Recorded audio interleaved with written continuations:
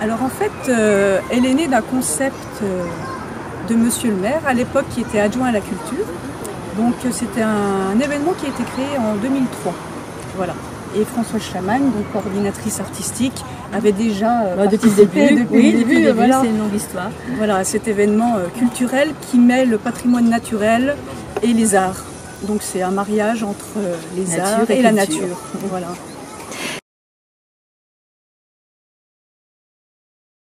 Donc le thème de cette édition, de cette 6e édition, est matière première à ciel ouvert.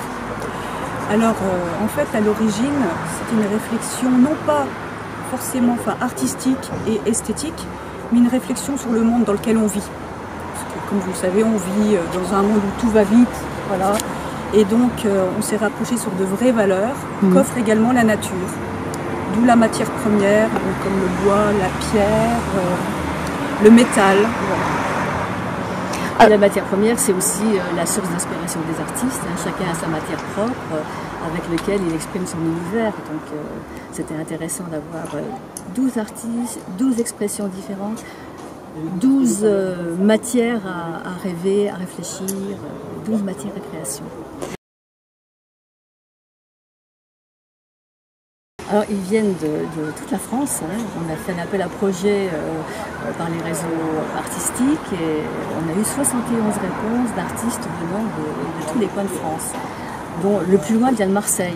Là, il est venu ce matin déjà pour commencer à installer. Donc 71 réponses pour choisir 12 artistes, ça n'a pas été facile.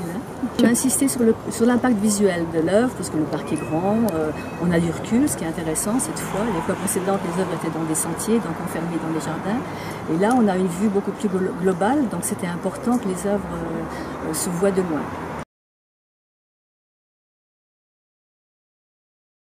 Donc les enfants laxoviens, donc dans le cadre de l'ATE, de l'aménagement du temps de l'enfant, du dispositif de réussite éducative et de l'accueil de loisirs sans hébergement.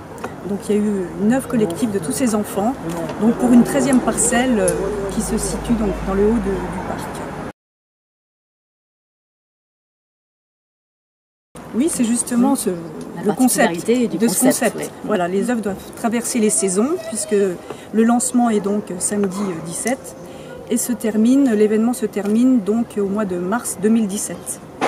Voilà, donc aussi ce qui est très intéressant, tu pourras le rappeler aussi, c'est l'évolution des œuvres dans le givre, sous la neige, comment évoluent les œuvres, est-ce qu'elles se magnifient, est-ce qu'elles se détruisent. Donc tout ça c'est très intéressant. Elles vont vivre au cours des saisons. Voilà, ça ne va pas être figé.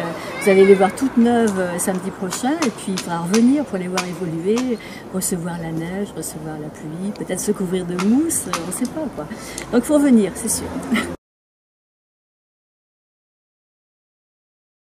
Alors, donc la thématique de l'événement c'est matière première à ciel ouvert et j'ai proposé une pièce directement au sol qui s'appelle Opération terrestre et je viens ouvrir en fait le sol et il sera recousu partiellement et l'idée c'est que ça cicatrise le long des 5 mois de l'événement.